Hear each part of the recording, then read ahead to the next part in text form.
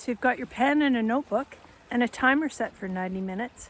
And if you don't have those things yet, press pause on me, go get them, and come right back. Hi, and welcome to Write It Out for the week of November 20th, 2022. Write It Out is brought to you by Write for Wellness, for you and for Enliven Muskoka. Enliven Muskoka provides services and programming to anyone whose life has been impacted by cancer. If you can, please consider making a donation to Enliven Muskoka today. So what is Write It Out? Write It Out is 90 minutes of time that you set aside for yourself every week, just to write and find out what's on your mind. We use a timer so that you don't have to think about the clock. You're not looking at the clock. And the idea is just to write whatever's on your mind. I'll provide you with a word prompt and a story prompt, and you can use one or both of the prompts to help you with your writing. The most important thing is to turn off the editor in your head. Don't worry about spelling, punctuation, or grammar. It doesn't even need to make sense. And what to write? Well, you might want to write a journal entry, a letter, a poem, a list, a song. Anything at all that's asking to be written today is just perfect. Don't worry about spelling, like I said, and the writing that you do is just for you. You don't need to share it. You may wish to share it at some point, but there's no expectation of that. So I do like to begin with a short relaxation, and that's just to set aside the time for yourself. It's kind of a note to self to say, okay, now is the time. I'm going to just clear my mind of all my list of things I need to do, especially as we're transitioning from fall into winter. Forget about those for now, and just find out what's underneath it all. So just take a nice deep breath in through your mouth, out through your nose, and just relax. You might want to close your eyes, or you can watch the screen. Relax your eyes, your ears, your jaw. Relax your throat. Relax your shoulders down away from your ears. Follow your arms down from shoulders into elbows, elbows into wrists, and wrists into hands and fingers.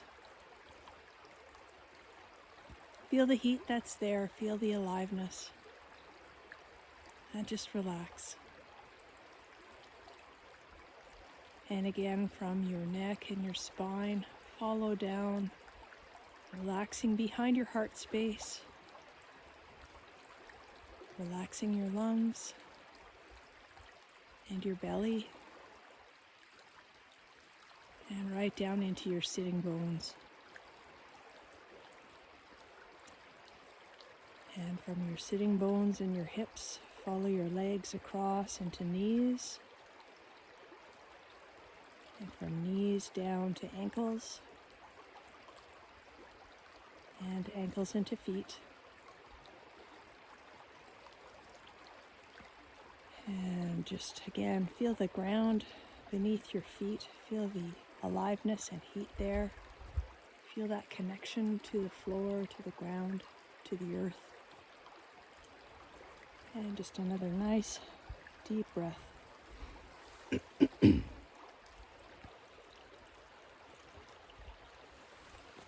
Okay, so our word for this week is the word answer.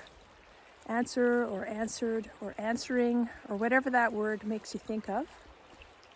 And the story prompt for today is from the book The Myth of Normal by Gabor Mate. Trauma, Illness, and Healing in a Toxic Culture. I'm not finished this yet, but there are lots of gems in here. So here's our story prompt for this week. Threatened and insecure over an extended period of time is precisely how the obstetrician-gynecologist Lisa Rankin felt since childhood, an emotional state her medical training only exacerbated. Her book, The Anatomy of a Calling, begins with a nightmarish recounting of how she, As a medical resident, had to rush all night from one delivery room to another, dealing with one difficult delivery in the wake of another, supporting parents after the death of 4 babies, and all the while being berated by her superiors to suppress her own grief, even in the privacy of the women's changing room. When she was 27, Dr. Rankin was admitted to the coronary care unit at her hospital for an episode of distressingly rapid heartbeat that did not respond to the usual non-invasive measures.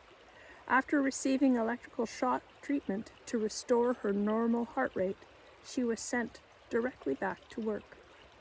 By age 33, she was taking multiple medications for a number of conditions, including 3 drugs for high blood pressure and palpitations, antihistamines, and a steroid, which again is a stress hormone, and weekly injections for allergies, which she was told she'd have to stay on for the rest of her life. She was also treated for a cervical abnormality, a precancerous state that reappeared soon after the procedure. All the while, and this will sound familiar, no physician asked her what stresses might be weighing on her, promoting immune problems and potentiating malignancy. Today, Dr. Rankin is fully healthy and taking no drugs at all. In her case, healing owed nothing to conventional medical treatment and everything to the personal transformation she was guided to undertake. A journey she began when, at age 35, she was nearly suicidal. Within 6 months of quitting my job, I was off all my medications, she reports. As Lisa Rankin realized, much good can come from an open-minded engagement with the process that disease represents. It may not be the guest we ever desire to see, but a modicum of hospitality, welcoming the unwelcome, so to speak, costs us nothing. It may even lead to an opportunity to find out why this particular visitor has come to call and what it might tell us about our own lives. So that's the story prompt. And again, the word prompt is the word answer. You've got 90 minutes on your timer. Press pause on me and write it out.